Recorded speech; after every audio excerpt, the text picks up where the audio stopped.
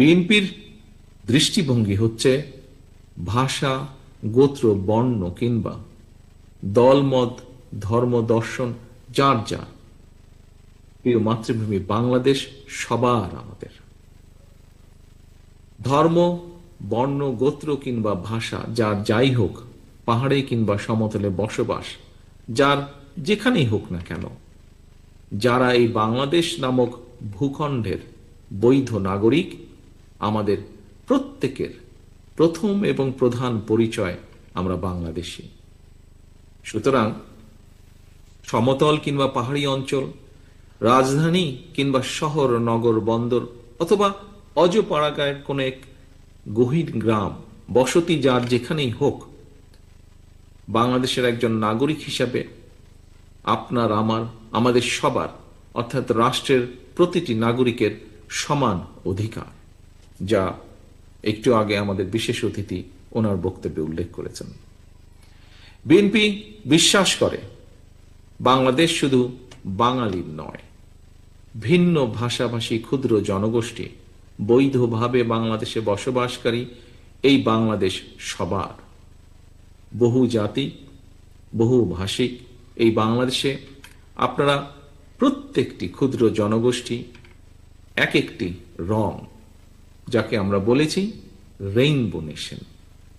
বৈচিত্র্যের মধ্যেই ঐক্য প্রতিষ্ঠা রাখাই আমাদের মূল লক্ষ্য বা আমাদের লক্ষ্য, এবং সেই লক্ষ্যেই বাঙালি, অবাঙালি তথা সকল জাতিগোষ্ঠী নিয়ে বাংলাদেশি নাগরিকগণ মিলেমিশে একটি অন্তর্ভুক্তিমূলক রাষ্ট্র ও সমাজ, একটি অন্তর্ভুক্তিমূলক নিরাপদ বাংলাদেশ গড়তে আমরা বদ্ধপরিকর। সুতরাং সমতলে কিংবা পাহাড়ি অঞ্চলে বসবাসকারী ক্ষুদ্র জাতিগোষ্ঠীর অধিকার সমুন্নত রাখার পাশাপাশি ভাষা, সংস্কৃতি, সামাজিক মূল্যবোধ রক্ষায় বিশেষ উদ্যোগ গ্রহণ, জাতীয় সংসদ এবং দলীয়ভাবে বিএনপির কেন্দ্রীয় কমিটি থেকে স্থানীয় পর্যায়ে পর্যন্ত বিভিন্ন স্তরের কমিটিতে ক্ষুদ্র জাতিগোষ্ঠীর যোগ্য প্রতিনিধির অন্তর্ভুক্তি, জাতীয় পর্যায়ে ক্ষুদ্র জনগোষ্ঠীর জন্য সাংস্কৃতিক গবেষণা প্রতিষ্ঠা, ট্রাইব্যুনাল ওয়েলফেয়ার অ্যাসোসিয়েশনকে ট্রাস্ট হিসাবে মর্যাদা প্রদান এবং দেশে বিদেশি প্রযুক্তিগত শিক্ষা এবং প্রশিক্ষণের সুযোগ সৃষ্টি, নারী উদ্যোক্তাদের ঋণ সুবিধা প্রদান, এসব বিষয়গুলো বাস্তবায়নের ব্যাপারেও বিএনপির পরিকল্পনা রয়েছে ইতিবাচক, এবং চিন্তা ভাবনাও রয়েছে আমাদের।